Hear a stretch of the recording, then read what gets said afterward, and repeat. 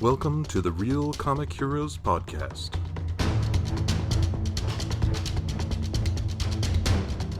Your adventure into the world of comic book movies starts here. Greetings, citizens, and welcome to another adventure of the Real Comic Heroes Podcast. I'm Travis. And I'm Patrick. And we are joined yet again by George Hendricks. Hey, I'm back, and this movie is not as good as the other one. Spoilers for the ending, but yeah, there's George's review right up front. Well, strong feelings. Yeah. Well, welcome back, sir. Thank you. So yeah, it's that time we've all, either looked forward to or dreaded, or somewhere Maybe in a little between. bit of both. Yeah.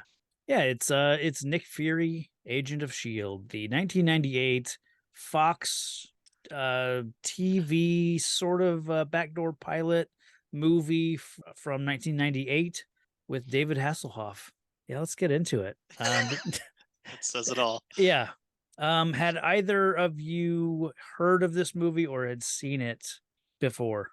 I had heard that it existed, but I had never seen it. Yeah. Yeah, I was blissfully unaware. Okay. I was aware of it. I remember being aware of it when it came out, but not, I just missed it. And in those days, you miss something on cable, or not even on cable, on, a channel like Fox, like they weren't going to replay it, really. I don't know that they ever replayed it. Ever. Yeah. I mean, so if you didn't record it to VHS, or was TiVo a thing back then? Probably, but yeah. Either way, yeah, if you missed it, you missed it pretty much. And this didn't get a DVD release until I saw 2008. It was a direct to Best Buy DVD release in 2008. Wow. So I don't know what that's all about. It's very specific. Yeah. I would have enjoyed this, I think, more if there had been commercial breaks from 1998 in there as well. Spliced into the YouTube. Yeah. That would have been like, oh, okay, this isn't just bad, it's also nostalgic because, yeah, the Bop It is on there, or whatever you could think of that happened in the 90s. The Sunny D commercial where the kids run in and mom, yeah. She has the purple stuff, but she's also got Sunny D. Yeah, no, I was surprised Hasselhoff was in this at this time. Yeah. Because it's still Baywatch. Maybe even Baywatch Nights. This is, right? This probably more Baywatch Nights, yeah. I can be Nick Fury. Yeah. And then proving us terribly wrong that he was, in fact, cannot be Nick Fury.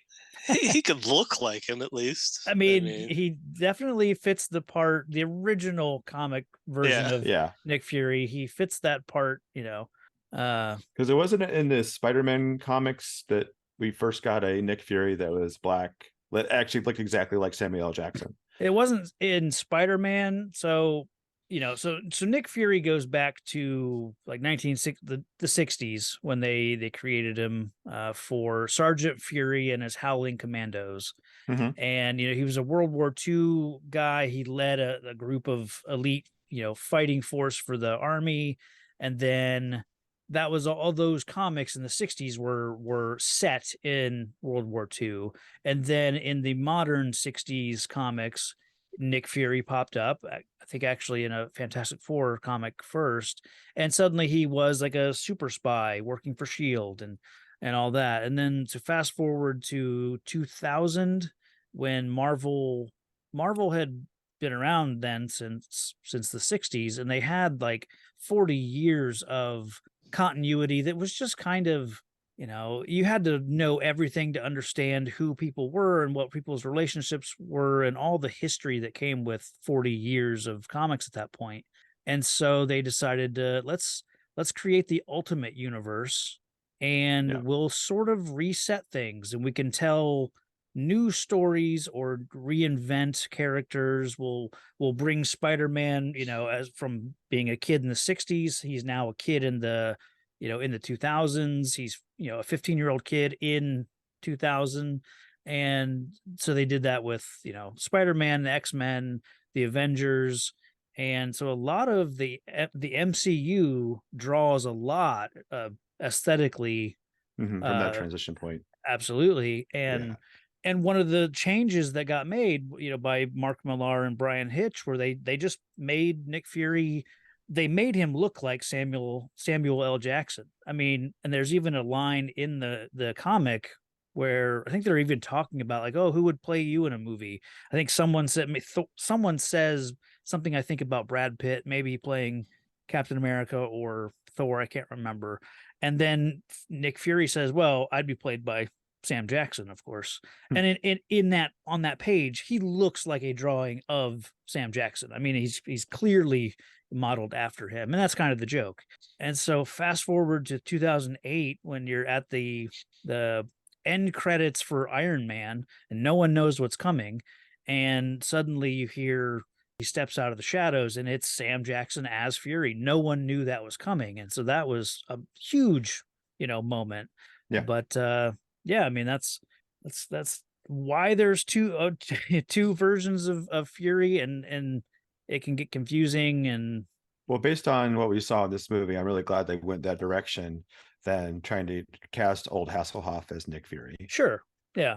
And one thing I will say, I didn't dislike Hasselhoff as Fury in this movie, because he is playing that gruff, the cigar chomping, crass version of Nick Fury that I'm used to, more so than the version that Sam Jackson plays, because Sam Jackson doesn't play Nick Fury like the version from the 60s in comics. Like, he's not playing that guy, but he also wasn't written to be that guy from the start. So it's two completely different characters, and it's kind of fun to have this version of Nick Fury in some form. So it's also a bit of a time capsule between the character he's playing and the time this was made. There's a lot of lines and references in here that would not go over in modern comic bookness. Okay, yeah, I didn't know these were completely different characters, because I was utterly confused by Hasselhoff. Okay. Because I'm like, this guy's I think dumbass. Hasselhoff was confused by Hasselhoff in this, because he was like, am I Nick Fury? Am I Hasselhoff? What am I doing here? I'm mad.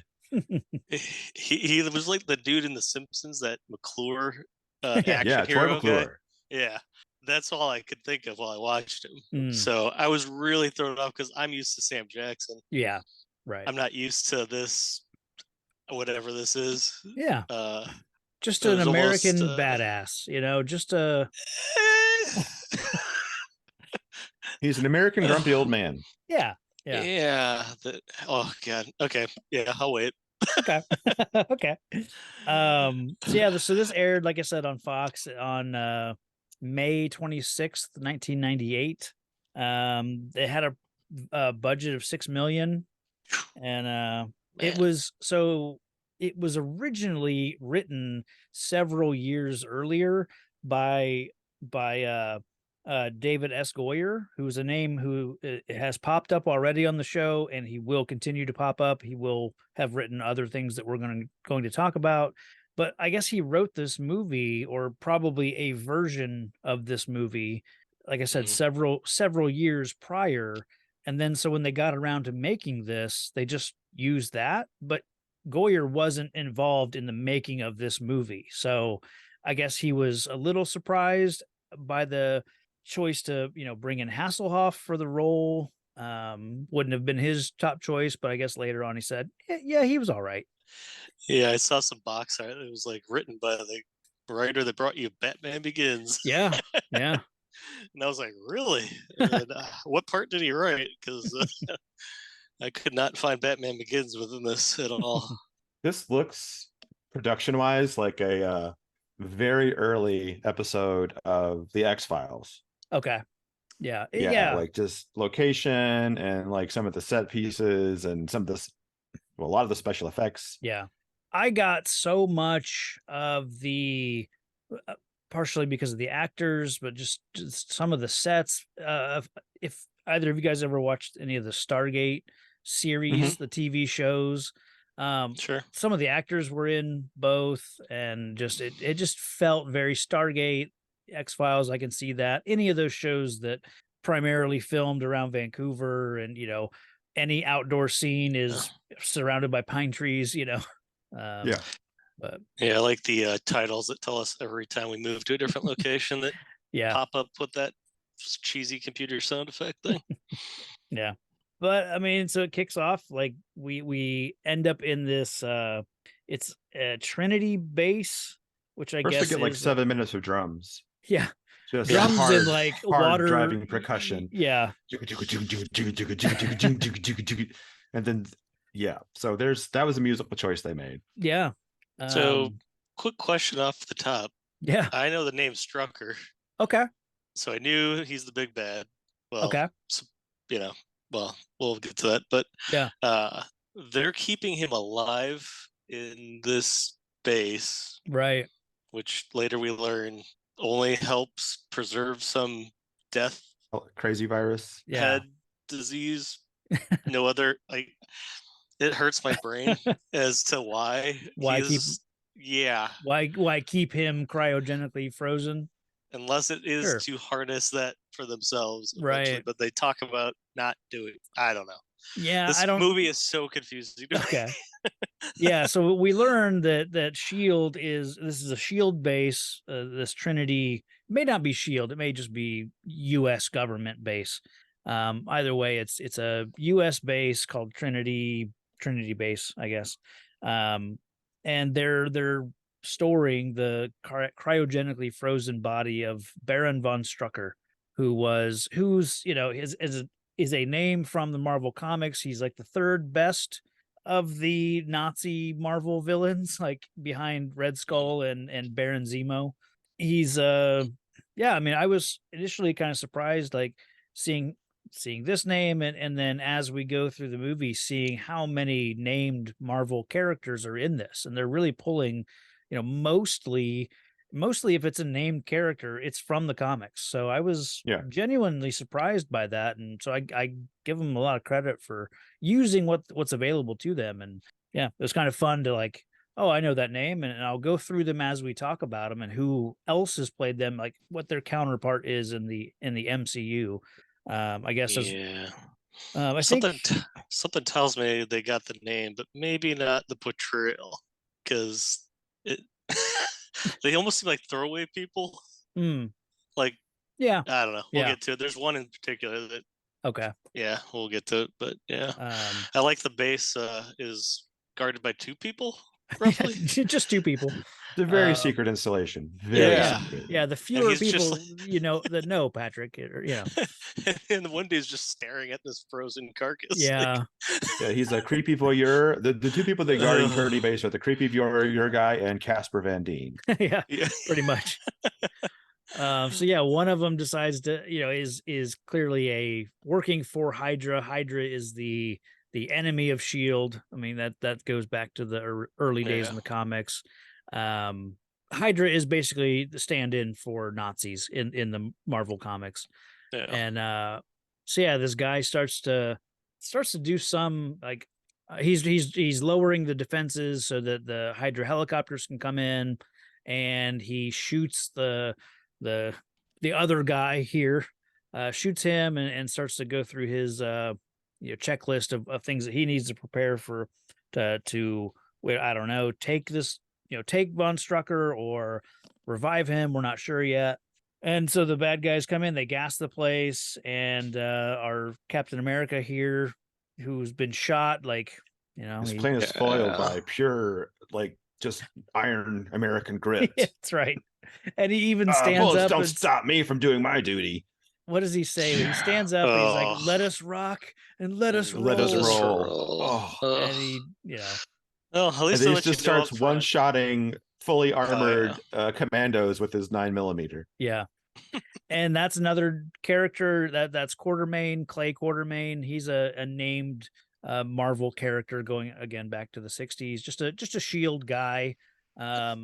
Okay, so that's not related to the Quartermain from what was that, Extraordinary Gentleman? Oh no, I mean different. Alan Quartermain? Different comic book universes. Okay, I heard the name Quartermain, so that's probably where that's what it was. Okay. That's probably where the when Jim Steranko created Clay Quartermain, that's probably what he was referencing. Sure. Okay. Yeesh. Yeah, well, they let you know up front what you're in for, at least with that dialogue and delivery of said dialogue. Yeah. So I appreciate that.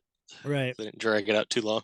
Yeah. And I mean, I enjoyed this, like, base, storming the base, and I kind of dug this scene. But it felt very TV. There's a lot of dry ice. It's very dark. Yeah, very dark. A lot of throughout this movie, there's a lot of well lit corridors, or like backlit corridors, where the light's coming from behind the people. But yeah, Quartermain, like, his last thing he says before he dies is something like, "Nick, take care of her." So that seemed confusing at the time. Yep. But that'll come back around, I guess. He's a little plant guy. He's got a lot of plants back at his place, but he's got one he really loves, and it is a female. Yeah. So he just wants Nick to go by and water it every now and then. That's right. Yeah. She's roll on maintenance, which is good. She's a snake plant then. Yeah. Yeah. And I couldn't tell if he died or not. Like, his face looked the same, dead or alive. Right. Yeah. Chiseled and rock hard. Yeah. It was just, yeah. So we get to go. I am completely flummoxed by Nick Fury's retirement home. Yeah. You retire and you move to an abandoned mine shaft. It's and living in a mine shaft. Yeah. And this confused me. Is he mining for pleasure or for profit? I think, I mean, Fury is the ultimate prepper, so he's probably just digging tunnels to hide shit and to hide a cache of weapons, or some sort of, like, if I'm ever here on my land and someone comes to get me, like we're about to see, more or less, like, he'll have a place to Why was the door glowing? I don't know. What was behind that door, Travis? I assume it was meant to be whatever this vehicle that they fly around in, the Harrier jet, which was outside. Yeah, of the mountain. Yeah. I assume that's air? What it is. But yeah, I got very Sam Raimi vibes off of that. Like, definitely, yeah. It comes across the Necronomicon as, like, is behind that door. Yeah, it's very, or whatever's in the spooky briefcase in Pulp Fiction is behind that door. But a plane coming in is not behind that door. I think it was landing nearby, and that's what was blasting the door. But I don't know. It's an oddly eerie moment that has no payoff. Well, what are you talking about? Get the payoff of, like, maybe a Quinjet appearing over the mountains? Yeah. In all its hazy glory? Yeah. The jet that they fly around in, I equated it to a Quinjet as well. I don't know if I feel like the Quinjet is more of an Avengers thing than a S.H.I.E.L.D. thing, but regardless, I was referring to it as that as well. Hey, just be proud of me. It's the only jet I know from Marvel. Yeah. I mean, it was still VTOL, which is what the Quinjet's all about. Right. So I think it's just this time period's version of that. They're just like, let's make this modern. Okay. I agree. Yeah. Let's make it look like a Harrier jet. Yeah. So the guy coming in to interrupt Fury is Alexander Pierce, who I was confused by, especially with that name, because I'm used to that name being Robert Redford's character in Winter Soldier and Endgame. I think he has a little pop up. He plays Senator Alexander Pierce, so that's the same. It's the same guy. So just a completely different, sort of version of the same character. So yeah, I love. He's an agent of S.H.I.E.L.D. that just stands there and takes it. Like, he just stands there going like. And then he gets kicked in the chest, punched, flipped over, and then thrown into the bushes. And then he gets up looking like are you Nick Fury? There's just look at his face. It's like, I didn't just get my ass kicked. It's I'm meeting my hero. Yeah. This guy is the Agent Myers from Hellboy. Like, just the total, like, outsider, but, like, learning, the rookie kind of character who's, trying to be a good agent. But we also meet Contessa Valentina Allegra de Fontaine, another Marvel character. She is, let's see, no stranger to sexpionage. Sure, yeah. That was an interesting line by Fury. Look at her eyeliner. I mean, come on. Oh man. and her hair that would like fluctuate in the movie between like being like slicked back and just her normal like whatever you call that hairstyle. But Well, even I think in the box, the cover of the box, she's got her hair slicked back. Okay. Yeah. And then she's got it all kind of like wild in like 90s. And then like she's got it pushed back like in a still photo from the cover of the it's kind of like whenever she's on a mission, it's slicked back. But this is Lisa Rinna. I know her best from Days of Our Lives. I think she was in also Melrose Place. Melrose, she's in a lot of that like 90s melodrama stuff. Yeah. A Real Housewife. Come on. Yeah. Okay. I think married to Harry Hamlin, I think. Kind of 90s super tan guy. So Val or Contessa, whatever, her modern MCU counterpart is Julia Louise-Dreyfus. She plays the Contessa in a couple of the more recent things. She'll be in Thunderbolts, Black Widow, I think she appeared in, and maybe she was at the end of Black Widow. She was at the end. She was in all through Falcon and Winter Soldier. Yeah. So that's so there's your modern version of that character. So they come to Fury and it's pretty much, hey, we need you back, sort of thing, and they kind of give him for one more job, kid. Yeah. The best of the best. Yeah. All the cliches. Yep. Yeah. And yeah, I mean, so we meet, Hasselhoff as Fury, and like I said, I think he does a pretty good job of the version of Fury that I know. Maybe not the best. I've probably experienced more Sam Jackson Fury than I've read of the original Fury, but it's certainly a character I've recognized, all my life. So I think he fits that mold pretty well, and he's leaning hard on that cigar, especially in these earlier scenes. Like it's just real, like, man, he's put a lot of emphasis on chewing that cigar and just being gruff, but I don't know, it's kind of fun. But they get him back, they get him to, I guess, the helicarrier. I think we see it's this version is no more ridiculous than the comic version of the helicarrier. But I did notice that like this version on the top level of it does have like an aircraft carrier, like the MCU version. The original comic, helicarrier is more like rounded and bulbous, and it just looks like a big blimp, more or less. So this one I kind of like. I love the MCU helicarrier where it is just more, because that just feels like a practical extension. It's like, okay, we want to make an aircraft carrier fly. Well, let's put a shitload of really big turbines on it and lift it out of the air. This looks like they attached a bunch of blow dryers to it. Like he mentions earlier, he's like, get your hair dryer off my mountain, that sort of thing. They have the cloaking on it. I mean, it kind of comes into vision. Like, it's interesting, the things that people pick and choose for the modern iterations. And when they arrive at the helicarrier, there's like I think it's over a PA system. It announces, welcome to S.H.I.E.L.D, the Supreme Headquarters or International Espionage Law Enforcement Division. Yeah. And here they're using law enforcement as a hyphenated single word. But over the years, S.H.I.E.L.D has, that is the original acronym for S.H.I.E.L.D. They changed it in 91 to Strategic Hazard Intervention Espionage Logistics Directorate. And then for the MCU, they changed it to Strategic Homeland Intervention Enforcement and Logistics Division. So I like how the super secret organization has their acronym broadcast on the PA system every couple of minutes. Yeah. In case you forgot who you were working for. Mm-hmm. And they do a little bit of character building when they get off the plane and they're in the elevator, and like it's not responding to whatever Pierce is trying to do. Like he's trying to punch in the codes and it's not accepting the retinal scan for everybody because Fury only has one eye. And we get Fury just, taking out his gun and shooting the elevator, just in that, like, Nick Fury is better than technology kind of thing. Like he's impatient, and that's how he does it a few times as well. Yeah. Why are we moving? Right. Yeah.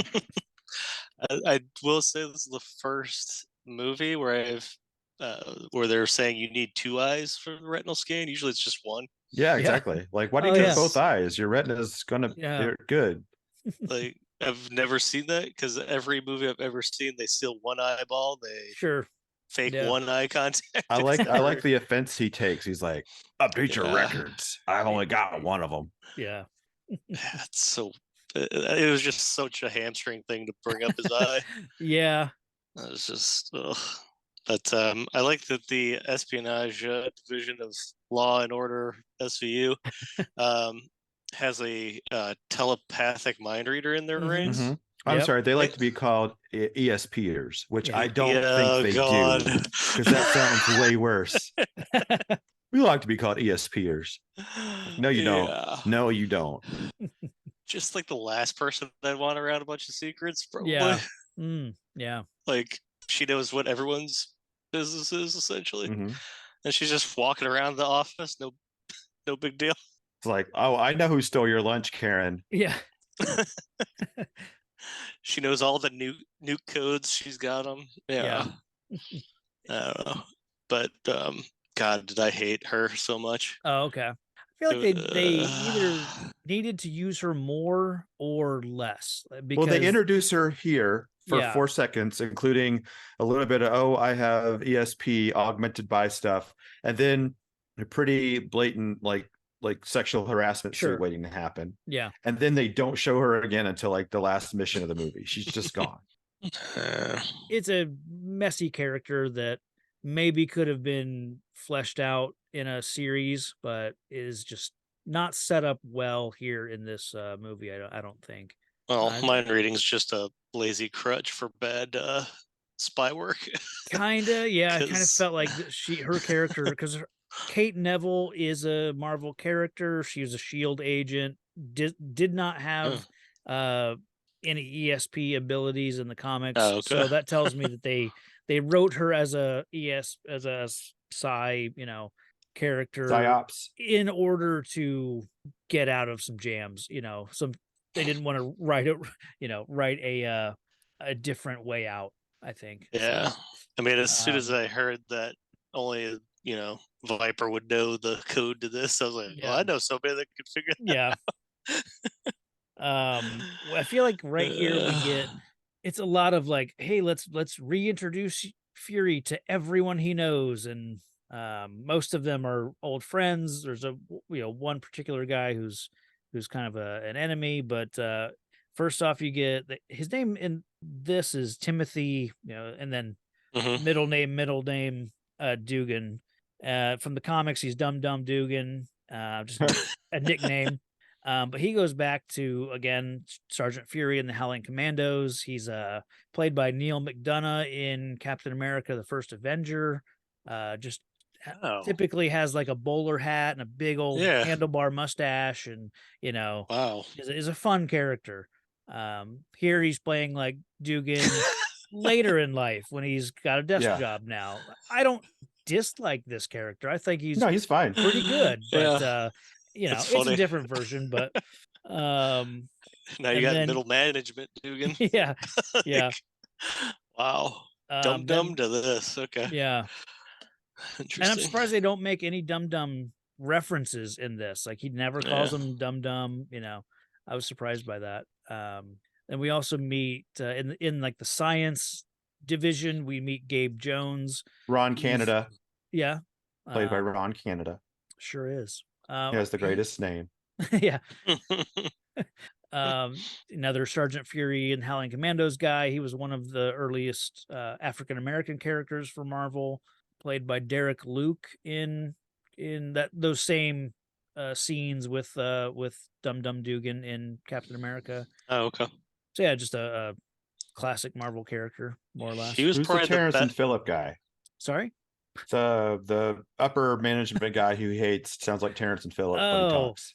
I got your Oh. number, Fury. I had your pink slip last time, but I'll get you this time. Yeah. That's Pincer. I'm guessing he's made up for the movie. I didn't look him up. You gotta love that trope where like the person is literally put there just to be an obstacle. Yeah. And there's no story. It's just, I am going to disagree with you because I am somehow more important than you. And this actor is that character in almost everything I've ever seen him in. I can't imagine him playing anything else. Yeah. We meet in this science division, we see the LMD, the life Oh my model God. decoy, which is a classic element of the old Shield comics and Nick Fury, and I don't know, it kind of works. I think I'm surprised they didn't just do a split screen thing with Hasselhoff, like have him play the robot. Yeah, instead of this version. nightmare fuel of them assembling the body. Fun story about this. I threw this on the other week when I'm just going to throw this on, like watch a little bit right now, and maybe I'll fix the rest of it later. Rachel comes downstairs at this moment, and she is horrified. She's like, "What the hell is that?" And I'm like, "Oh, it's complicated." She's like, "Just sit down, let's watch it." So I start all over again from the beginning. Oh wow! And she watched it with me, and she's definitely in the "what the hell was that" camp of the whole movie. Okay. Yeah. That moment of like all the transistors and then the weird little plugs that you would this. That's for my VCR to kind of hook that in there. And this is like this high. I love how they use technology of the day to make it seem way more advanced than it actually is. Right. And then they even say, they drop in a little bit of information here. They say that it's very portable. Like it condense it down for portability. Yeah. So that'll come back.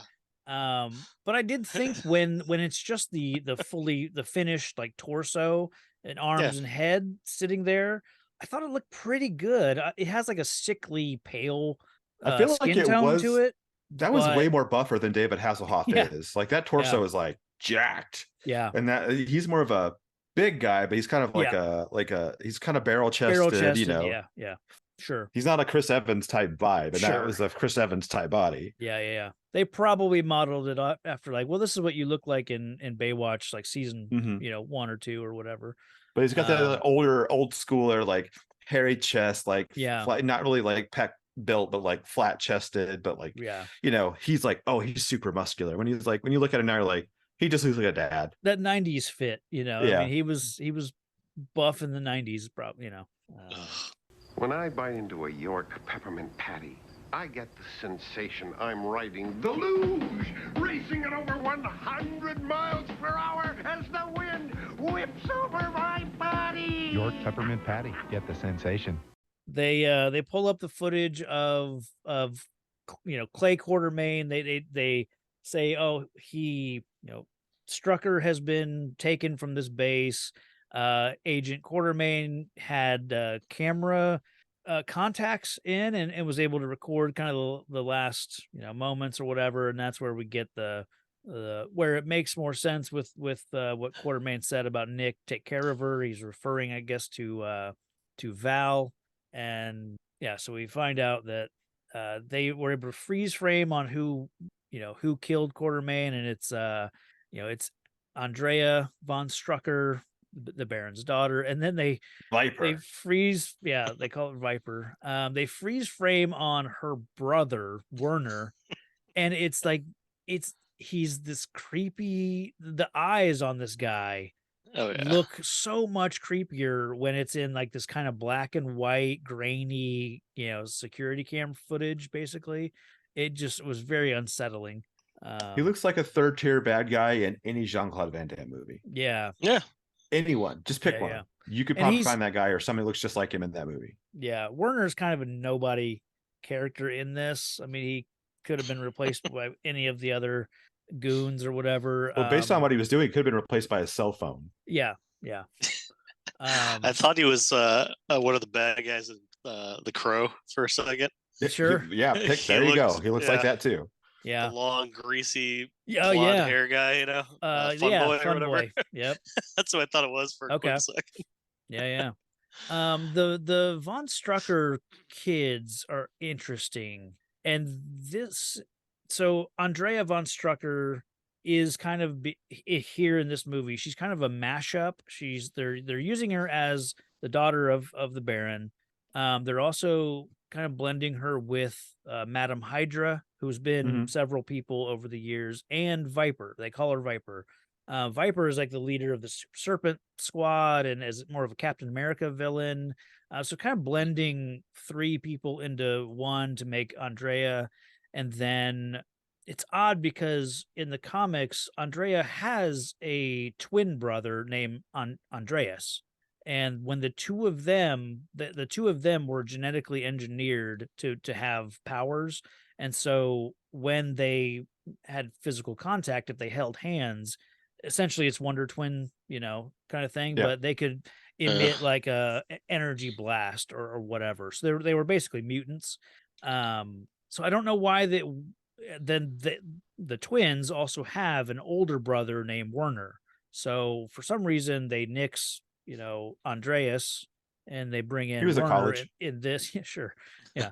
So I don't know, kind of odd, but they're all pulling all of this from the original comics, which again I still think is better than not. Someone more or less did their homework, so that's good. Yeah. So speaking of pulling from comics, are these henchmen from the comics the white God. men in black guys? Let's talk about these guys. The pale, like gummy, the like They're putties. Yeah. What were they called from shiny. They're Power like- Rangers? yeah, Putties. Putties. Yeah, I thought they were like silvery and shiny, and some scenes they look pale white. These guys, I thought were androids the first time I saw them. I thought, okay, Yeah. so Hydra has a bunch of android henchmen. Okay, that's whatever. They all look like Michael Rooker for some reason. Like Yeah. bald Michael Rooker, paint him silver and put sunglasses on him. They ain't never eaten no Terran before. I don't know if you'd ever seen the 90s movie Powder. Sure. Oh yeah, for sure. That's what they look like to me as soon as I saw them. Just pale yeah, with I thought they were sunglasses painted and silver no hair for some reason. It I could don't be. It's not the best quality Yeah. picture. So I don't know what the deal is with these guys, because the typical Hydra agents are all running around in like green and yellow, jumpsuits. I mean, I get why they don't necessarily want to do green and yellow. It would look maybe a little silly right here. I don't know why they go with silver alien looking, They got a discount on silver paint. I guess it's yeah. And again, later on in the movie, one of them talks, and I'm like, oh shit, they have their own personalities. Yeah, it's one not of them a likes to be robot. annoying Okay. by bouncing a ball on the wall when it's bored. Yeah. Like it's not an yeah. android. Yeah. So that took me by surprise. So I don't know why they're all like identical and creepy and pale and whatever. So that's a mystery to me still. But they did they name check Arnim Zola, who is Toby Jones in the MCU, and Arnim Zola is an interesting character because he's as soon as they name dropped him, I wrote down "Do it, you cowards," hoping later on we would see the comic version of Arnim Zola, who's kind of like Krang from Ninja Turtles, where he's just like a face in a TV inside of a robot's body. Yeah. And they kind of make a reference to that in Winter Soldier. They show Toby Jones like in as a computer. Yeah, Yeah. so Mhm. that's as close to that as you're probably ever going to get. But yeah, so here he's just like a withered old Nazi scientist, but he created this Death's Head virus that we find out they stole the body of von Strucker so that they could extract this Death's Head virus from his DNA. So that's kind of the MacGuffin for the movie, is this virus. Was it like Bellerophon? Yeah. Yeah. Every search for a villain requires a hero. Come here. I will say the actress playing Viper, Oh yeah, von Strucker, is Mhm. probably. I don't know if she's trying to go for an Academy Award, but she's giving her all in She every was swinging for the scene. fences, and it blew my mind because I heard her talk. I'm like, God, she is really reaching for that German accent. And then I looked it up. She's Austrian. Like, what? How Nice. is it that weird and janky and all over the place? And you live in that region. Yeah. I didn't get that at all. Watching her, I thought she had watched GoldenEye and saw what Famke Janssen did with Xenia Onatopp and said, I'm going to do that. And she tries to do that and comes up a little short, I thought. Yeah, she's I think probably one of the worst parts of this movie is Everyone else in God, this yeah. movie is acting at a 5. She's at an 11. And not in a good way. yeah, no. Yeah. She's like Magenta from Rocky Horror. Oh yeah. I know who you're talking about now. Just like over the top all the time. Yeah. I loved her midnight call to Cairo and the other guys. Yeah, the to Skype give the this, Skype scene. Yeah, to give this big important announcement, and all she did is shoot a guy. Like you're Yeah. all stupid. Bang, bang, bang, bang. Like I thought she was gonna go into the plan, but it's all vagary. And, Yeah. like, if I was that dude, I'd be like, yeah, why'd you wake me up for this? This is like I was asleep. Evil Like, never sleeps. Yeah. I was waiting for something, but it was just her like getting off on shooting this guy that's tied to a chair. And that's when I noticed the Xenia Onatop kind of similarity. It felt like oh, she's going for that type of character, I guess. Something in the S.H.I.E.L.D, in the helicarrier headquarters, something leads Fury and his team to Berlin.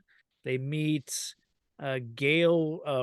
Inspector Gail Runsitter, who is a made up character for this movie, which surprised The name like me. Runsitter.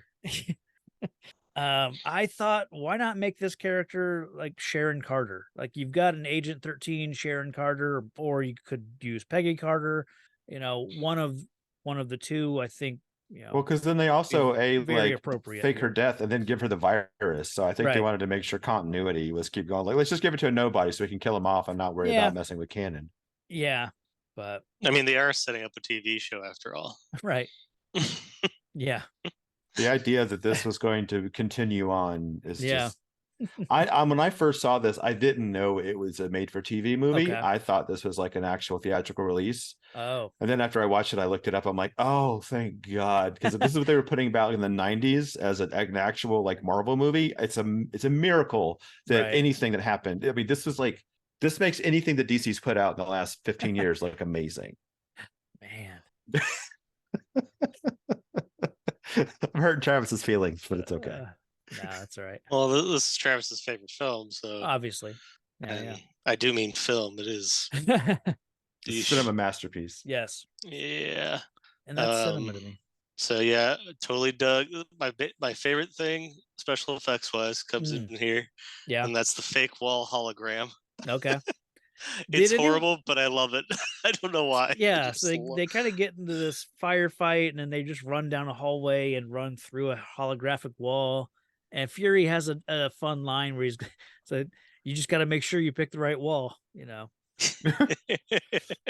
It's not like a platform in 9 3/4. That's magic. Yeah. Yeah, I at no point thought this was a legit person though, because literally as soon as they meet, she's like, "Oh, where's your secret safe house here in Berlin? Yeah, let's go there." And I'm like, okay, sure. It's like the most impromptu take the person that you don't really know to your safe. Well, they have the code words, they do the whole like spy phrase sort of thing. It doesn't help though that the character is clearly dubbed, like, Then Hoff makes up his own phrase that he just felt like saying. Like, I was just like, okay, I'm so over this whole trying to be a spy thing. I like how they dressed her like Faye Dunaway. Yeah. From Chinatown, Bonnie and Clyde. Oh yeah. Yeah, when I first saw her, I thought she was the woman in the '89 Batman that was dating the Joker for a little bit. Oh yeah. Yeah. But it's probably just well. Then later really she does melt her own face off. So that's true. Yeah. Hey. Yeah. Power of hairspray. You can't make an omelet without breaking some eggs. Brand X.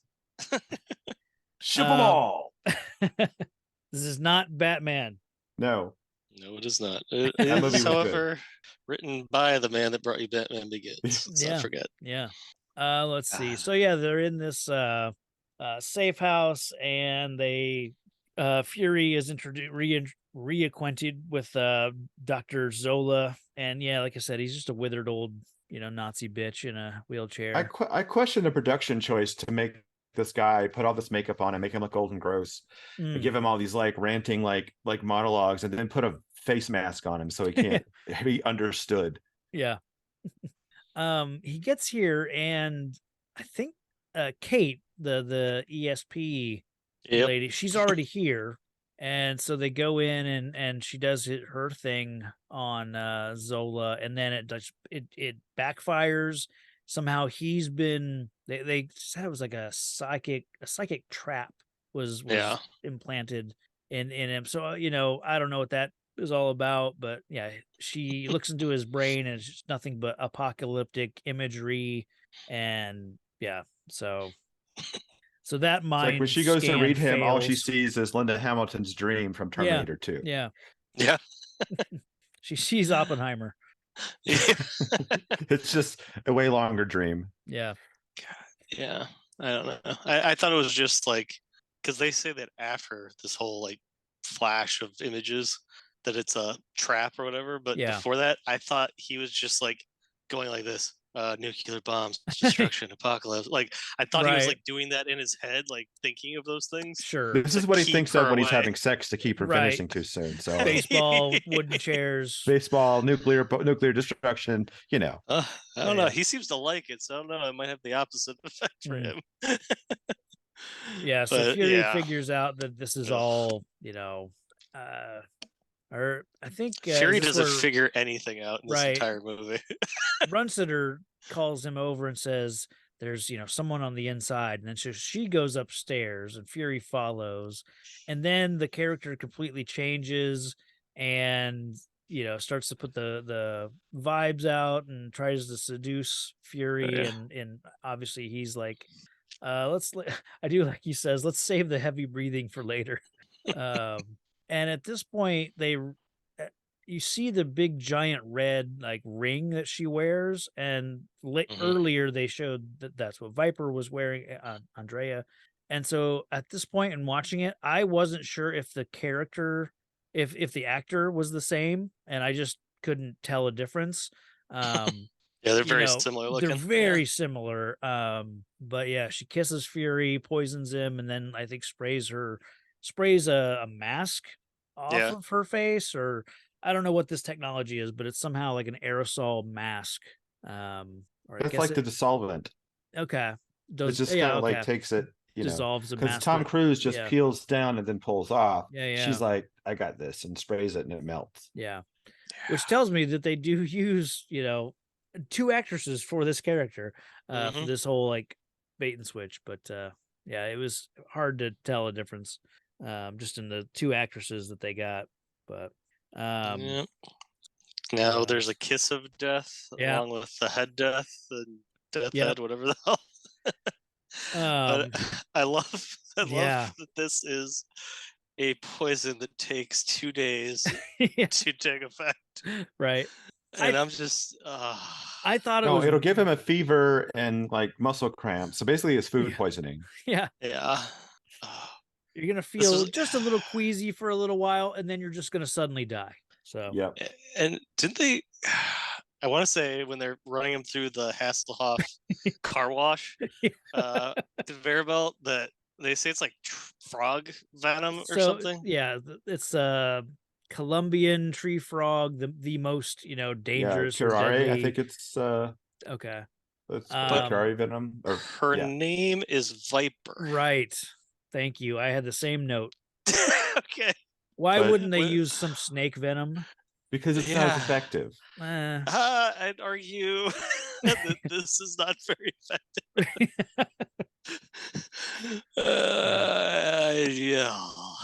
I don't know if it was just we need to slow him down because Hasselhoff's not as quick as he used to be, and this is a way to write that into the movie. Right. Like, oh yeah, you see how he's sluggishly going down those stairs? It's just because he's poisoned. That's because of that's the poison making him slow. I like how his hospital gurney is made looking futuristic by covering it in blue bubble wrap. Oh yeah. Yeah, that's like, oh no, that's futuristic now. Yeah, that looks blue. Good. Yeah, blue lights fix everything. Throw some LEDs in there. Yeah. The Hoff-O-Matic. I did like when at some point in this, we're at the helicarrier headquarters, and we get a double of Pincer, the asshole, like, yeah. Fury's boss. Like, he comes in, gets off an elevator, and then his duplicate gets off the elevator, and this pays off really quickly. I thought this was maybe gonna take a while, but Nope. Well, we've only got 2 days now because he'll die otherwise. Right. So yeah, it's like the real guy comes in, starts giving Fury shit, and then the duplicate comes in, starts walking towards Fury, and Fury just takes his gun out, shoots this one. Does he shoot him first and then he delivers the message, this like message from Hydra? He shoots him, it doesn't do anything. Okay. And then because he opens his walks. mouth and... Right. He does that thing that drives me nuts in TV shows and movies where whoever's doing the shooting doesn't know how to use a gun. Yeah. Because he's got it pointed sideways first. Oh, he always and does. Then, and shooting, instead of it going back, with recoil, he's like pointing it at him. Boom, boom, boom. Like somehow he's making the bullet go faster when he hits the trigger. Well, yeah, he's adding a little boost. Just watch somebody for 3 seconds, watch how to shoot a gun, and then mimic those. Don't. I got you. Maddening, absolutely maddening. Well, I don't think Hasselhoff probably did a lot of gun acting in Baywatch or even Knight Rider. I don't think. No, actually, there was a whole thing about no one liking guns in Knight Rider. So it was very anti-gun. Very. So I doubt he's had at this point, he's probably done other cop roles or whatever, but he probably just doesn't, hadn't had a lot of gun training at that point, and this isn't the type of era where they would send these actors to like military training for a week. But also, didn't he? They gave him. So they made a point in the science lab in the Q moment of giving him like the electro gun that was coded to his whatever. Yeah, is that not what he's using here? And if that thing still shoots bullets, or does it shoot electricity? I think the electricity is only the safety, the fail-safe mechanism. Okay. Yeah, it's weird. Because I think when that goes off, it like the barrel turns around and then like no, it extends like a taser. You'll see it it kind of like comes out like a thing and then like shoots it. I know it did some kind of transformer thing. I couldn't remember what it was. But this scene with the robot giving the elaborate message hologram. Yeah. It made me think that Edgar Wright stole this for World's End or something. Yeah, because those robots have the mouth glow. Yeah, and I don't think they project they just project like wavy lines of the voice that's talking. But it made me think screams of something Edgar Wright saw and took away, and like would probably listen like, I pulled that from there, just because this is like an Edgar Wright thing. Like this is the weirdest, most out there, fringiest, no one's ever seen it type thing. He's like, I'm gonna pull shit from there. Yeah. I kind of dug it. This is just for like convenience, but her head rotates the whole time she's giving this thing. Is this like to address the room? Yeah, that's how I took it. It was weird. Yeah. Like, I don't know which one will be standing where, so I'm just going to do everybody in the room. Right. Yeah. It would have been funny if everyone's like in one direction and then she's like talking to the wall. You're like, Wait, she's I don't think that went the way she wanted to, but we got the message. Yeah, she just knows that this helicarrier base is going to be, a big hole in the center and then a big catwalk all the way around for people to view. I also love this TV Vancouver area production quality where everything looks like it's being shot in a refinery. That's just one of those little production things that I kind of like. There's something charming about it. Probably easy space to rent. Yeah There's a lot of factory space in Vancouver, right? So I'm looking at it. Do you think that some of this was kind of inspired Quentin Tarantino for the film message at the end of Inglourious Bastards? Oh man, I like the only seen that once. I can't remember what that. Like the whole thing where she shoots the conversation, the whatever she says to the Nazis in the theater, right? She's like smoking and burning and stuff like that. But there's very much like a talking head, like blonde woman having a conversation with the room. This also seems like something Quentin Tarantino would pull from and then be like, I got that from Nick Fury. 1998. This is probably a movie he really loves. Yeah. This is real comics, Stop by aisle 5 for Clairol's Herbal Essences. It takes you where no shampoo is Gone before, with all natural botanicals and organic herbs in pure mountain water. It will leave your hair looking beautiful. Yes! Yes! If you think that's great, try the body wash. Clairol's Herbal Essences, a totally organic experience.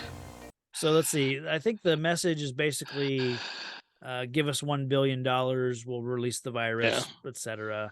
So Dr. Evil. Yep. Yeah. They take, at this point, the real Gail Runstetter is brought in, and we see the effects of the, she has the death's head. No, she has the same Death head. See, virus. I thought she had what Fury had.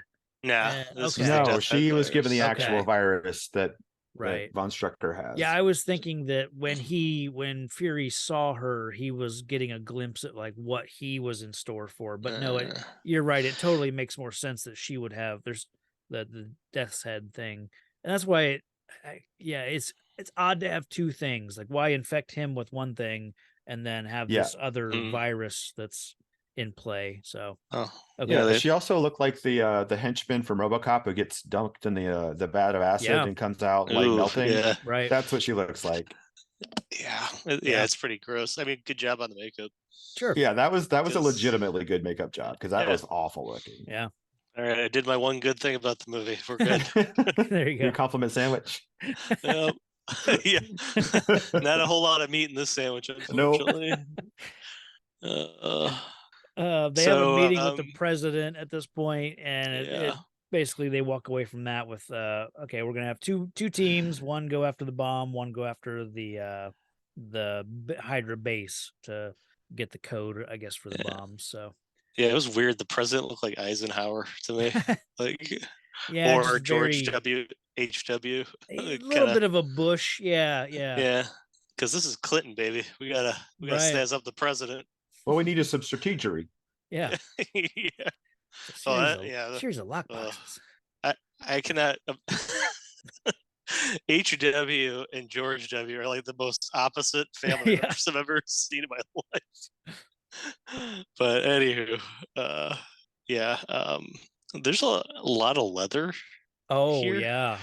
I've never understood that across the board, whether that's Black Widow's uniform either, because leather's like creaky and like uncomfortable. It's not when you break it in and get it nice and soft. Right. You just like now you're. There were several moments where Fury would move around and you could hear that leather.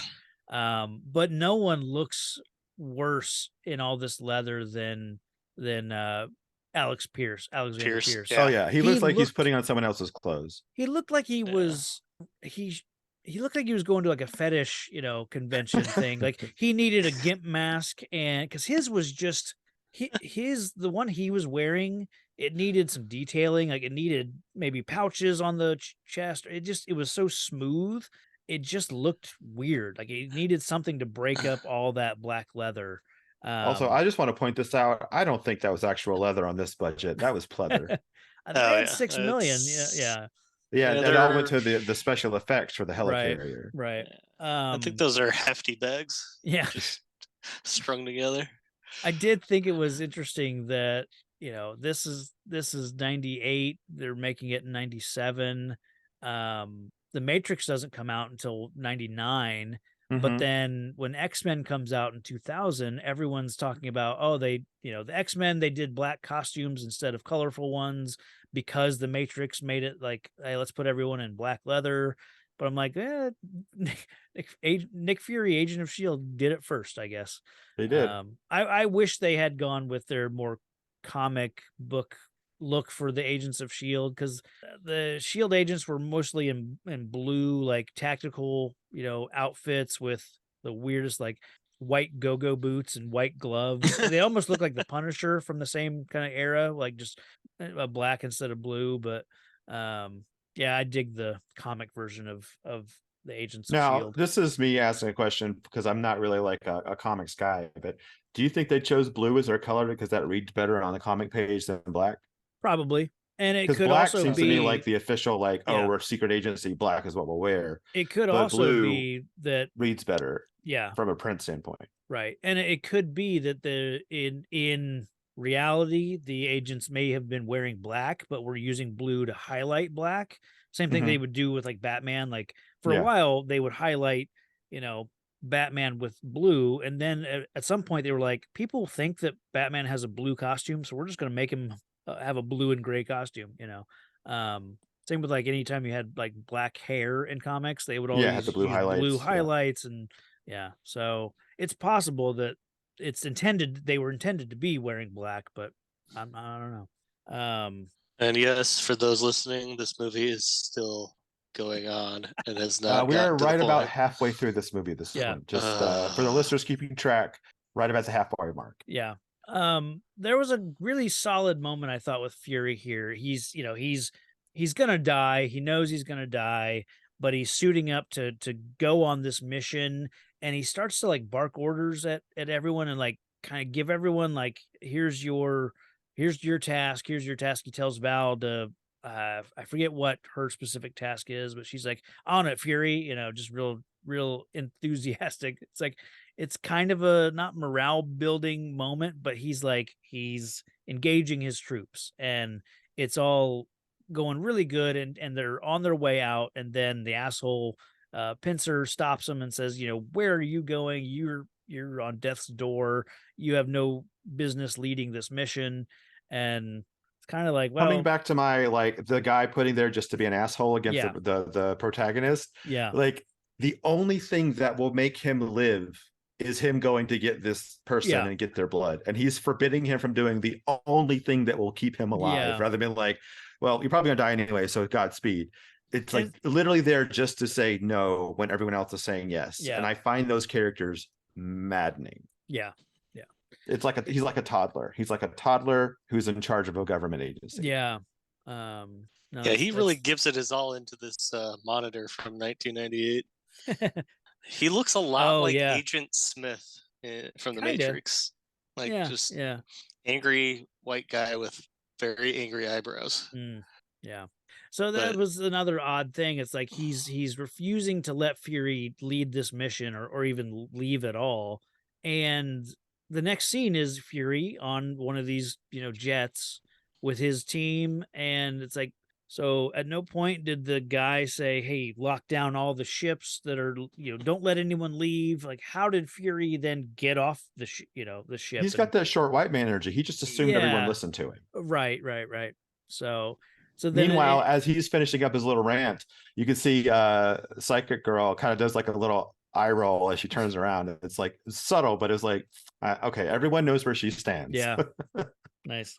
Let's see. It's so Val is leading a team to go to New York and drive around and look for a energy signature of the missiles.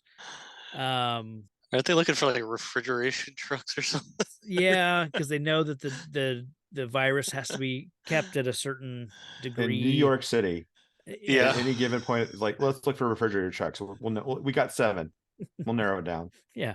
Let's see. Fury's on this plane, and they're headed towards a Hydra base. I guess I forget how they know where this is. I fell unconscious at this whole section, so I couldn't tell you. Yeah, but I guess they get close enough to alert the base's like anti-aircraft, defense kind of thing. So they get shot down.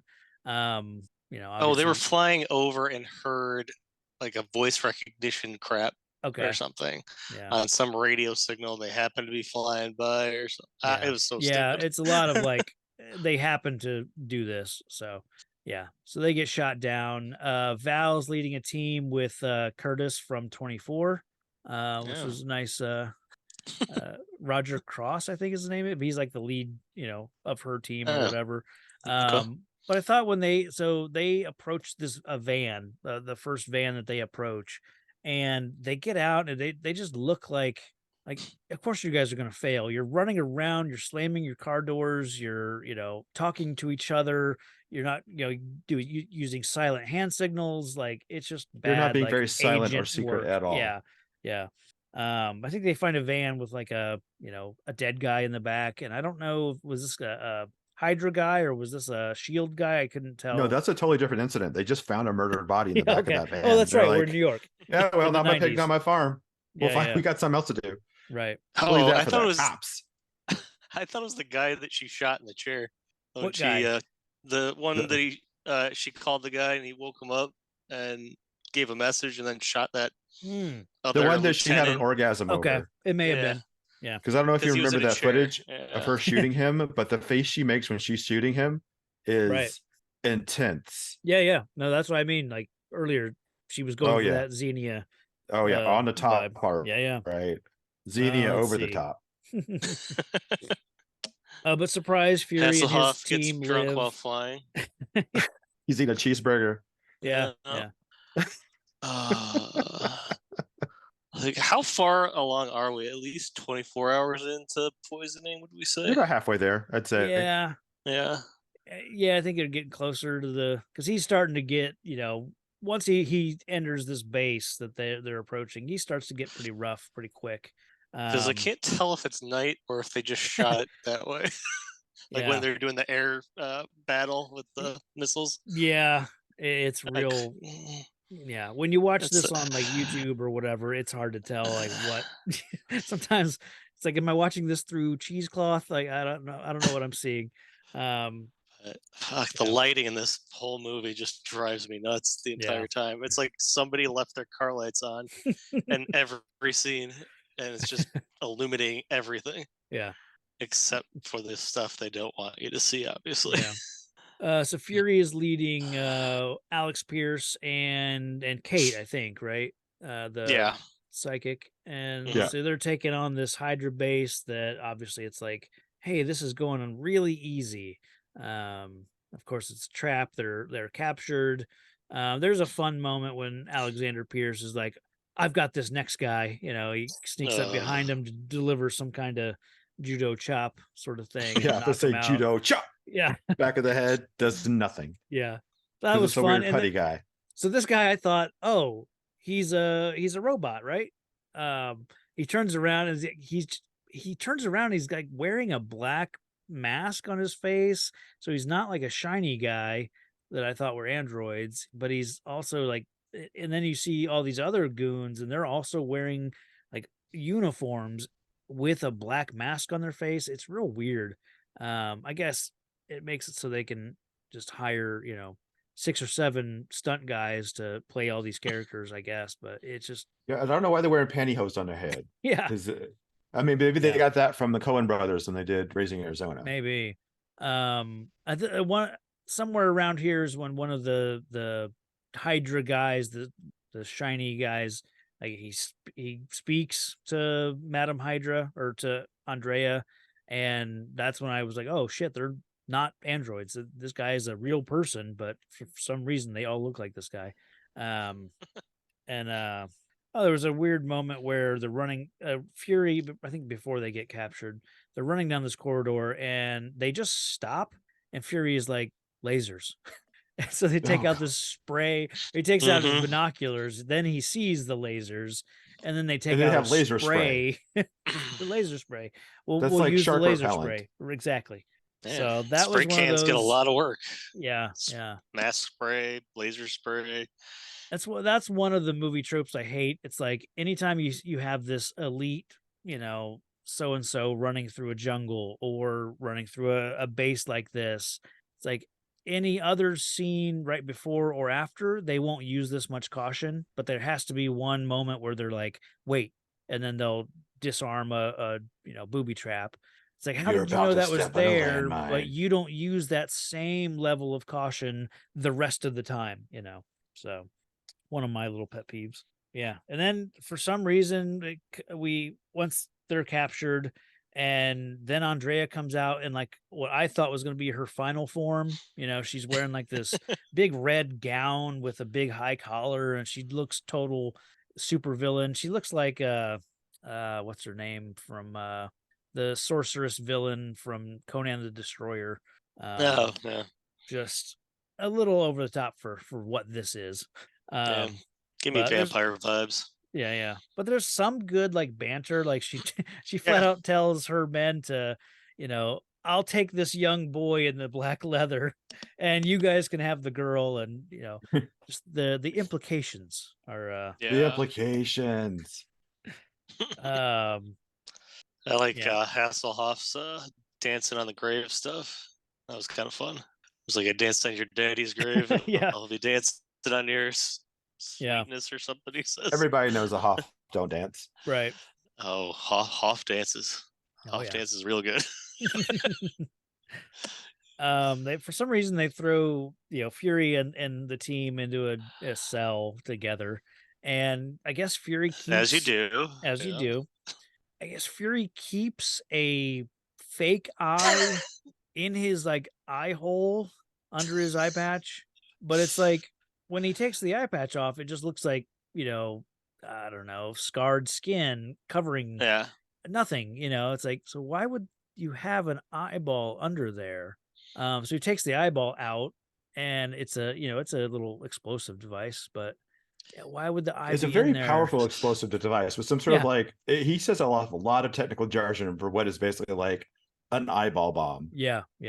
I kind of wish that since like this jail cell that they're in is like there's a couple sides of beef hanging up, I really wanted Fury to like plant the eyeball on the door, grab a side of beef to like shield them, like literally like kind of hold it onto his back and then protect all three The of only them beef with it. he needs to shield them is himself, which he Okay. does. Yeah, he does. Yeah. So, question on the eyeball. Okay. It's connected to like a yo-yo string for some reason. To keep it in. And that way, if it falls out, it'll roll back up. I'm pretty sure that's not how it works, but hey, I was like, is that like a USB charging cable? Right. You gotta charge that bomb. Keep it plugged in so it doesn't go off Yeah. within a certain time. Because then he like bites the wire off his eyeball. It's just a weird sequence. Yeah.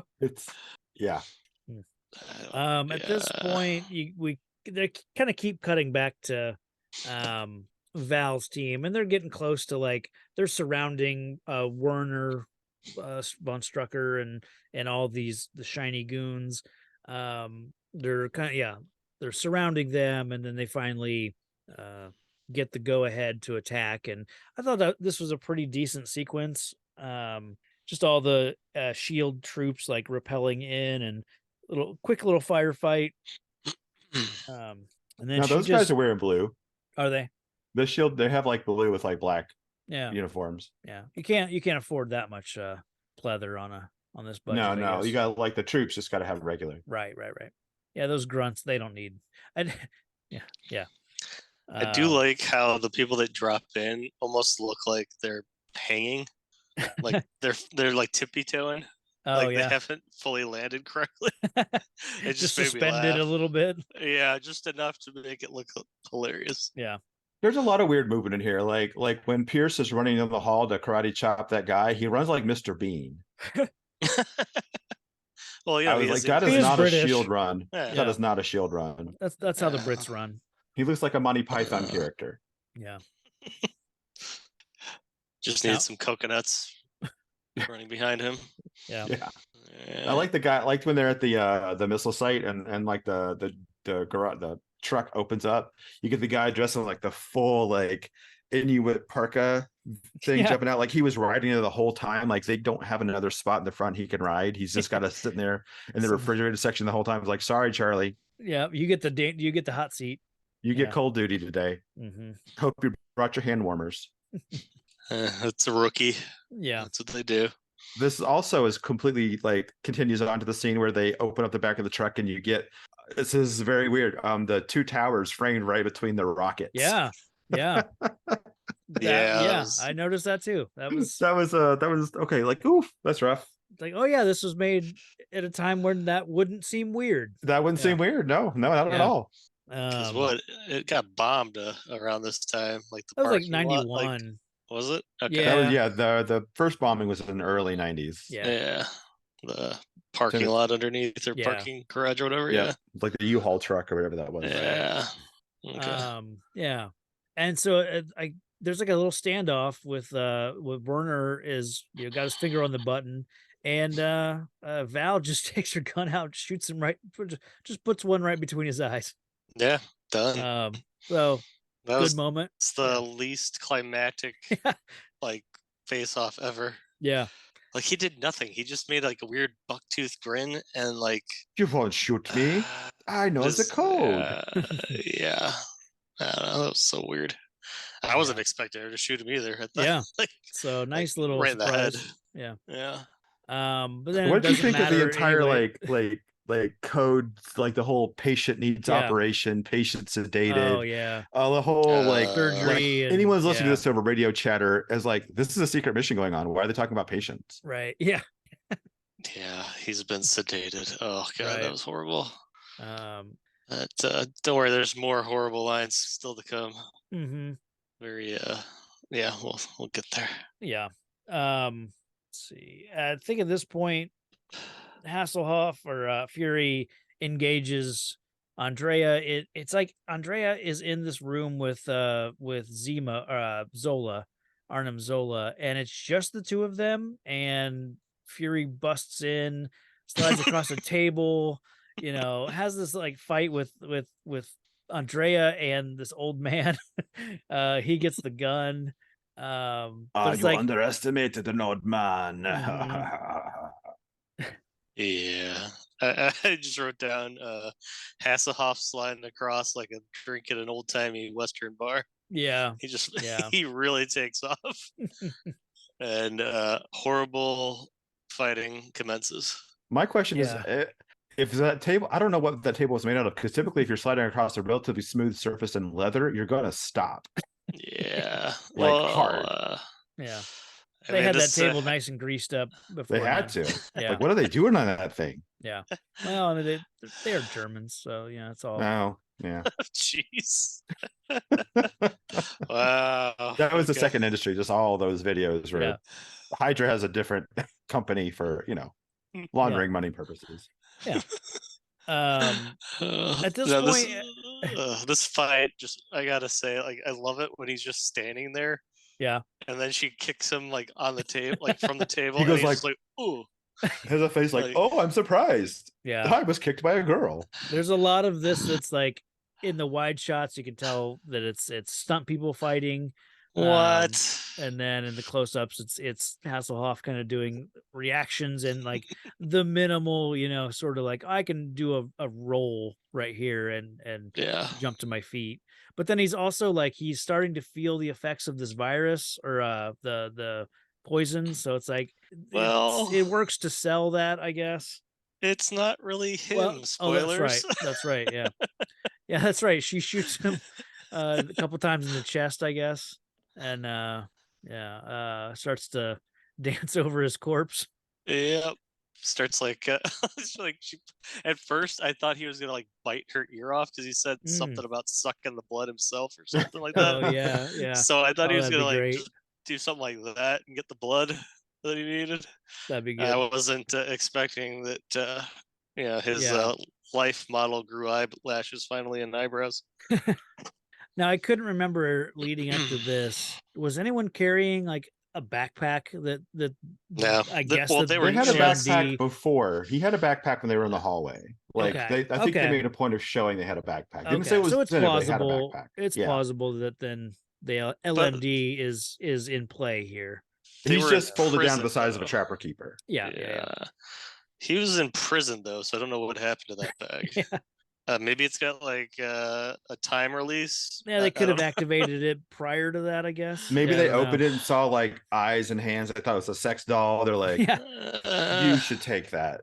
Yeah. We don't want that. We're Hydra. We do weird stuff on this table, but we don't want that. I forgot he shoots something and makes it work again here. The door. Like the door, he lets them back in after getting shot up, and then can't close it, so he shoots it, and of course that closes the door, like as it should. Yep.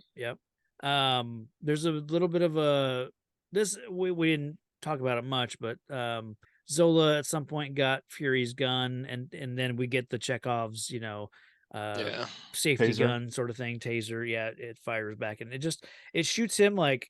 It makes him roll back off of the table. Flies him back as if he is jet propelled off the edge of the table. And then we don't see him again, so I don't know if he got killed, but hopefully he did.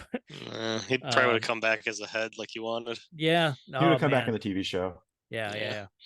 But yeah, it was like Palpatine type electricity. Like, yeah. It was pretty intense. Unlimited power. Gosh. And then we get to my favorite dialogue. Okay. That Arnold Schwarzenegger would be proud of. Oh. Popsicle. Oh, yeah. Oh, God. And Oh, he even man. goes, get it? Yeah. Popsicle. And I'm Get like, it? He explains the joke. Oh. I was just like, come on. Yeah. We're almost done. You Yep. didn't need that. Why are we doing this? Right.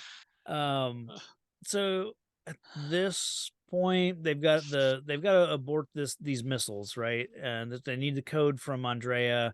So they bring in Kate, and Fury. How are they gonna do this? Yeah, she can do it. How? Yeah. She can do it. And it's Fury just keeps telling her, like, do it, dig deep, get Oh, in God, there, I you know. got You it, dig you deep, got you can this. do this, you Dig dig deep. deep. It's so annoying. That's this more part is the distracting. worst. Yeah. And I like the little spark effects. That Yeah. go on. Like I thought there'd be images like the last time, but no, it's just like pained face spark effects and I think his they need voice. Yeah. I think they need like 6 numbers or 5 Mhm. numbers or something. And she gets all of them, but then it's like the last number. There's like I think, oh wait, no, it's this number. And then for some reason, Val says, it's up to you, Fury, you decide. And he picks, even then he is indecisive. He flip-flops between the 2 numbers. I will say 6-9. Yeah. Nice. I'm impressed he Nice. didn't say something like that, honestly. Like, oh, my favorite number. Yeah. How can I pick between which 6 and 9. which is my favorite? So yeah. I'm kidding. Hoff doesn't go down a girl. It's just 6. Oh man. I was born hungry, but I was born Italian, so that never happened again. Tonight, we had the perfect meal for us, the Olive Garden's never-ending pasta bowl. You pick any of their special pastas, and you get all the free refills you want. Ooh, spaghetti with meat sauce, fettuccine Alfredo, you name it. The bowls keep coming until you say, ooh, when. And the same for salad and breadsticks, all for $6.95. I'm gonna eat it all. That's Cousin Al. Nobody's ever heard this guy say when. I love this place. The Olive Garden. When you're here, you're family. So then crisis averted, right? Yeah. Yeah. Why does she have to like crush her skull to read her mind? I don't know. Yeah. Because she just reads Hoff's mind. Maybe he's just an open book and not very. It's possible that Andrea has some training in what do you call it? Like trying to prevent someone from reading her mind. Like maybe she's been trained in this, and so it's harder to read her mind. Whereas Fury's an open book. Fury is not like trying to keep people out of his head, because he's not something he's had to think about doing, or I don't know. That's what you want in an espionage expert, open book. Yeah. Easily get information from someone. Yeah. But yeah. And then we get the inevitable countdown to 0 and all's well. Yeah. And she escapes somehow. She gets in this cryo tube with her father, and they sink into the floor, and they're gone. They're halfway to China. Yeah. Like, no, they're probably like 20 feet below you still. If that thing was going at like a snail's pace, Yeah. like somebody was hand cranking that bad boy. Yeah. Yeah. Oh, and this hasn't gotten mentioned, but I am always grossed out by her relationship with her dad. Oh, well, they show it like there's like a sting at the end where Baron von Strucker is revived somehow. And yeah, just the physical closeness with father and daughter here is real creepy. But so they can revive him and cure him of the death. Yeah. I don't get the sense that he was, because he had the virus. He was a carrier of the virus, but I don't think he was like sick from it. Oh, well, then tell you that it was just in his pocket. Oh yeah, he literally is just carrying the vial. Yes, his virus. Yeah. So that doctor was just bragging for no reason. He's like, it'd take me an hour to, synthesize that because it's in his He's just pocket. waiting for his pants to thaw out. Right. Yeah. Yeah, I mean, so and obviously they wrap some stuff up. Fury and Val kind of indicate that their relationship is maybe on off to a better start, sort of thing. And yeah, nobody cares. Yeah, there's really nothing. I think that's about it. I mean, all the white man group guys get collected up, and yeah, that's right. Fury gets to punch the boss, comically. Oh, I forgot about that. Yeah, he punches the jerk boss. I don't know. I was just so ready for this to be over. Well, thankfully, Patrick, it is. Oh, sweet release. So yeah, that was Nick Fury. That was this movie. Agent of S.H.I.E.L.D.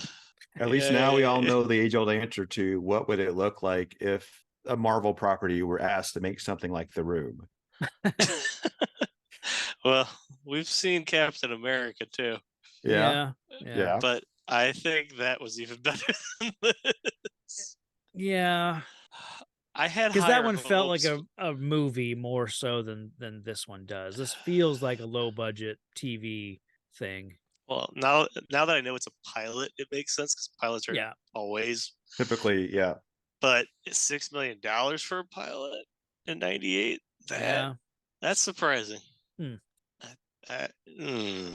Yeah, I think Hasselhoff gave me higher hopes for it than it deserved. I was like, well, it's a name for somebody that's done pretty. Like, he was awesome in The Knight Rider. Sure. And Baywatch was it was huge. So it wasn't for its acting, but right, more for its slow motion effects. Yeah. This is one of those situations where it felt like he was just big enough to where he could probably have pushed himself into this role out of just like as a vanity project. Like, oh, it's not, I want to be Nick Fury. I got this. Yeah. And then it did not go the way he planned. This is kind of like, I think wasn't this like the beginning of the downward spiral for the Hoff as far as like his cachet and ability to like kind of like this and that, because I think that was when it kind of started to like wane. I'm curious when the whole Baywatch train. I think that ended in like early 2000. Okay. Or maybe 2000. I don't know. It didn't last much longer after the 90s, though. Right. It still lasted way longer than it had any right to. But... Right. Yeah, I guess it ran till 2001. Okay. I don't know if he was involved in those last, because I know the series changed some. Baywatch Nights. I think he was in that, but yeah, that didn't last very long though. Yeah. It was like a weird late night silk stockings type runoff of the show. Yeah. But so let's do our normal, segments with most let's start with most villainous. This planet, these people, they are nothing to me. You were made to be ruled. The universe's power. Pure, unstoppable power. Come to me, son of Jor-El. Kneel before Zod. And I am that force. I am that power. In the end, you will always kneel. Kneel before your master. The writers. All right. I'm gonna go with them giving this death's head thing to Gail Runstetter, and then we don't know if she's cured. We don't know what happened. What they to her. described when they made it said like Ebola makes Ebola seem like a cold. I was having a feeling like I don't think she's going to survive this. Sure, this is not good for her. Yeah, didn't sound good. No, she was screaming bloody murder. So yeah, and melting. Like the melting itself is probably a bad sign. Yeah, that's a good one. I totally forgot about it. Yeah. What's Phyllis? Oh, I'll say Viper's plan to kill her own brother. Oh, okay. where she told him that a helicopter's gonna whisk him away, but there is no helicopter. Yeah, there's no helicopter. He's stupid. He's stupid. I thought, that's good. okay, Yeah, well, I like that's that. I cold-blooded. like that it's You're revealed. just like your father. Yeah, I like that it's revealed that she just doesn't give a shit about her brother. Like And rightfully so. He's worthless.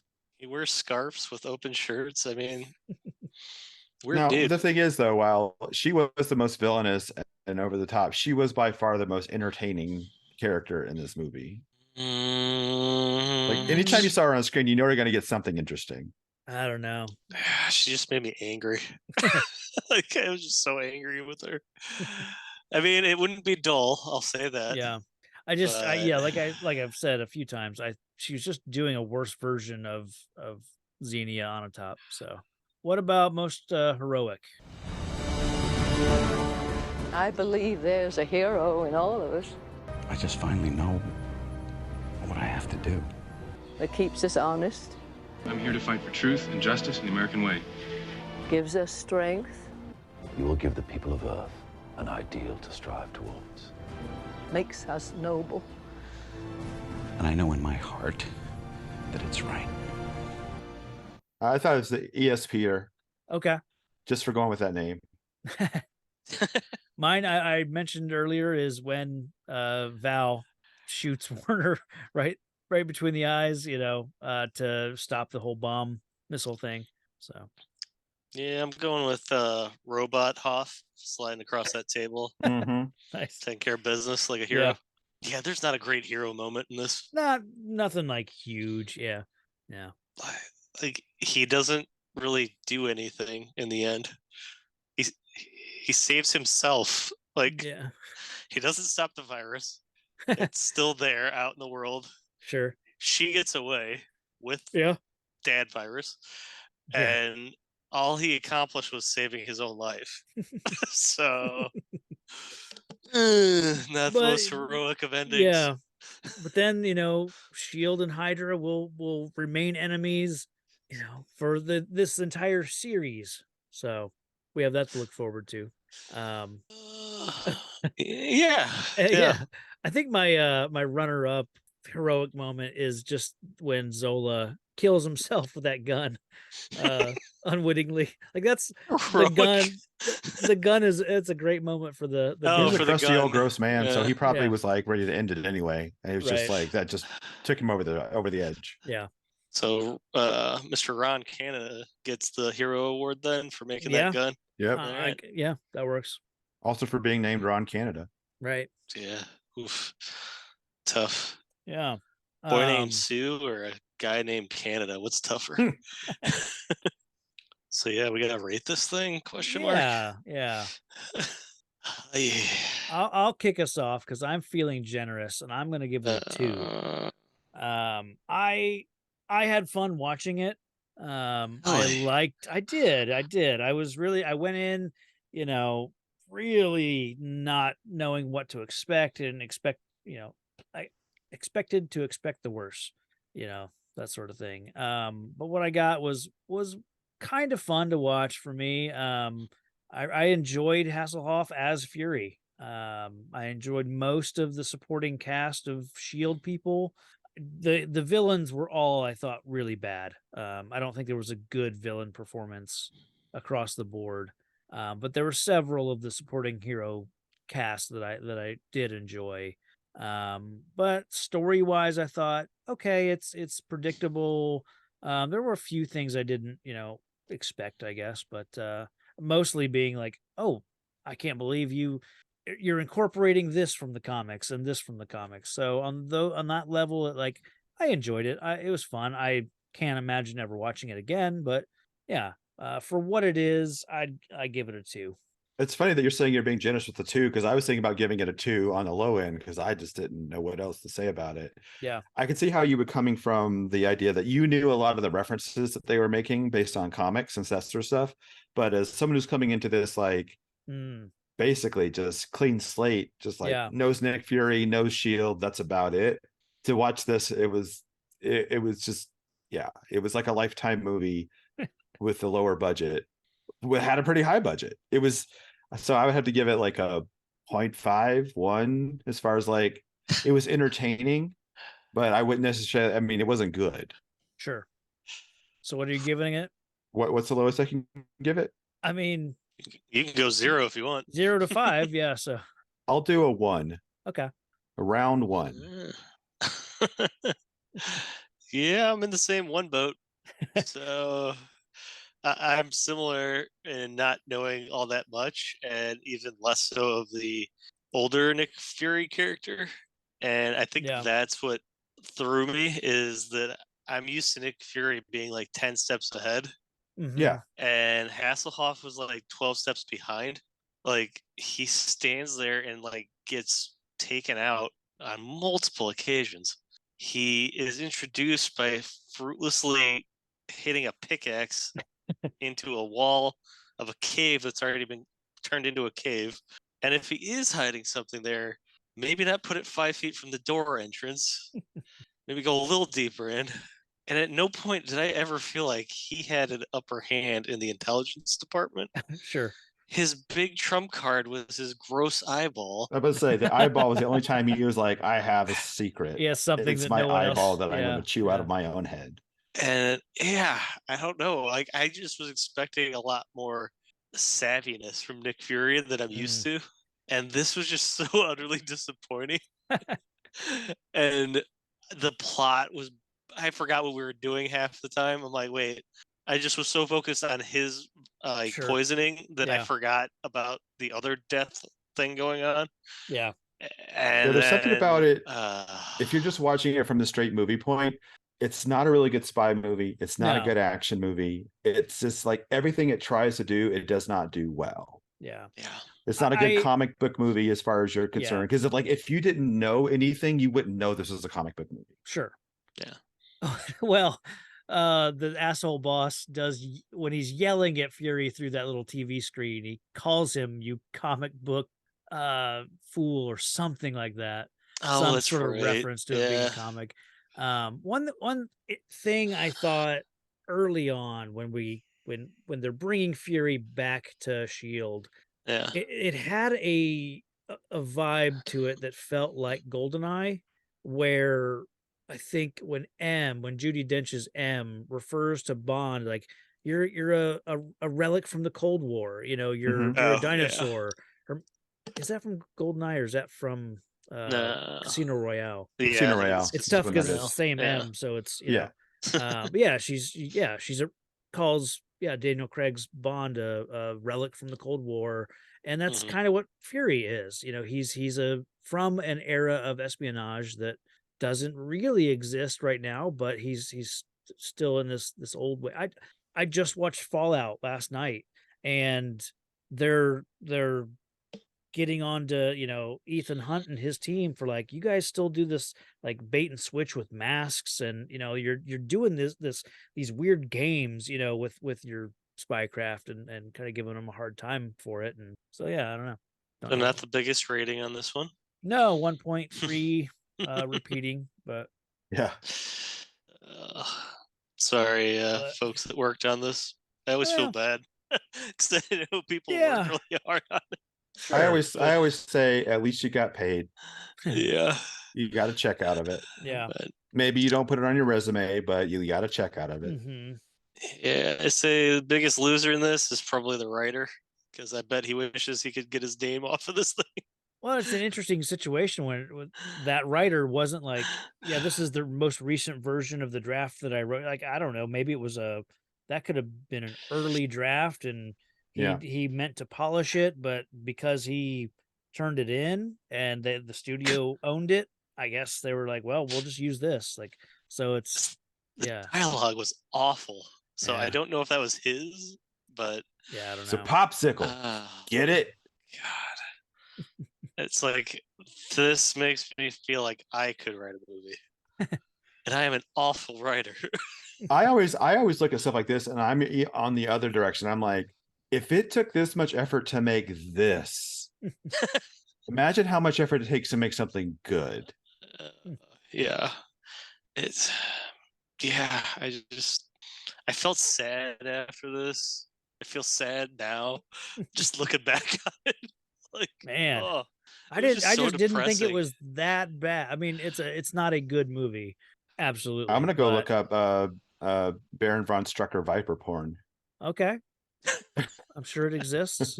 Sadly. But yeah. Well, let's look forward. Sorry, Step Pop. I got my bracelet caught in the virus replicator. Oh man. Yeah, let's look forward to something then. Next time we will be talking about the Mask of Zorro, and I am very excited to talk about that one. That it's a solid movie. Yeah. I have not watched That's it a in really a good movie. long time, but that's from an era where I used to watch that movie quite a bit. We had Really? a VHS, and yeah, it's a solid action adventure movie. So, but I have not watched it since, I was probably a teenager. So This is Antonio Yeah, oh, yeah. Banderas. the Yeah. first Hopkins. outing as Yeah. Zorro. Yeah. It's been a Catherine while. Zeta-Jones. And I made It's a been a while. post a couple weeks ago, but Anthony Hopkins was 61 when he made that movie, and I don't know what age Antonio Banderas was, 40s or something. But now Antonio Banderas is like 62, so he's the right age to, to be the Anthony Hopkins on the character, mantle. pass Yeah. on to a new Zorro Are they making a new character. one? Is that why?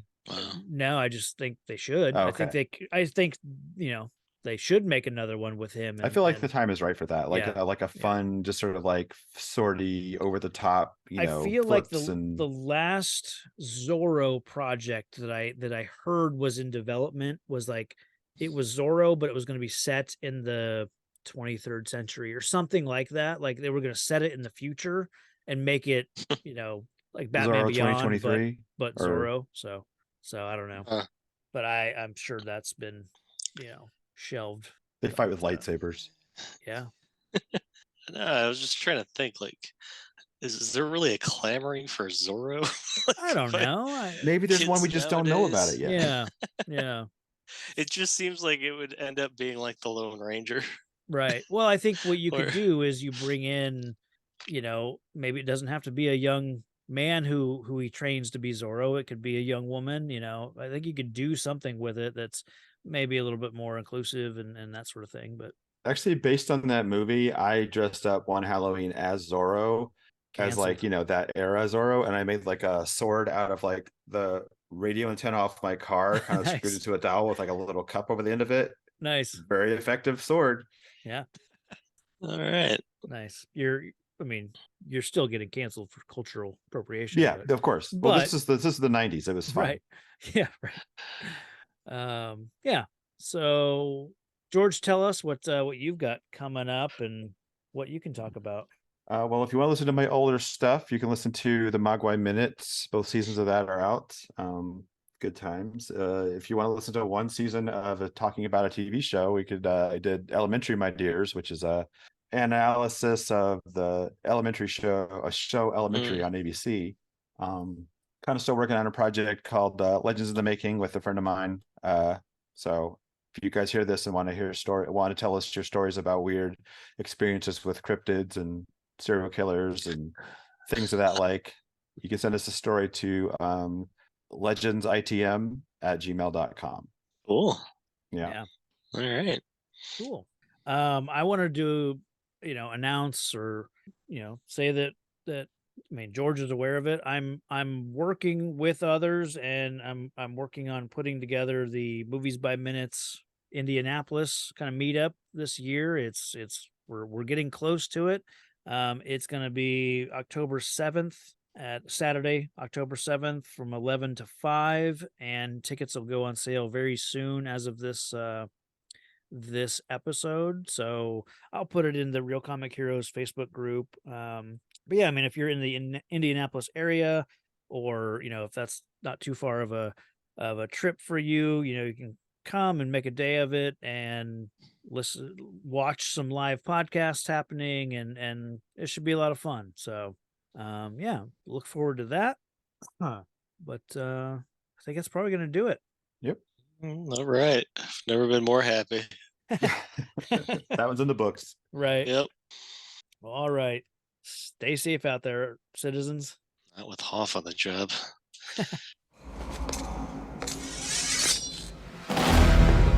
Some say he's a legend. Zorro was a servant of the people. He did what was needed. Now he's needed again. Others, a ghost. Be careful, señorita. There are dangerous men about. Some say he fights for justice. There are some who would call him heroic. Others for revenge. All that playing with swords, shooting guns, racing around on horses.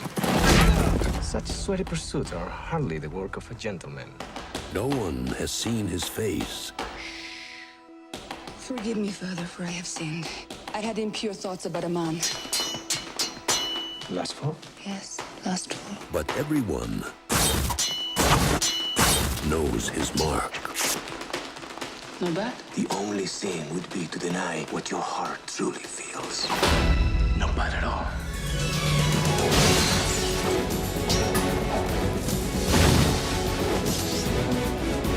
Search everything! You know Zorro. He could be anywhere. Did you miss me?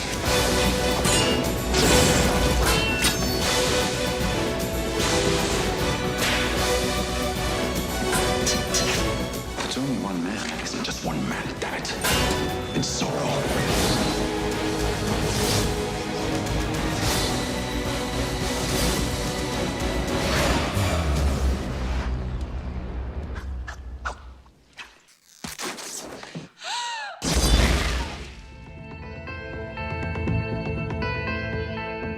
Thanks for listening to the podcast. Find the show on Facebook and Twitter at Real Comic Heroes. All music and audio are the property of their respective creators.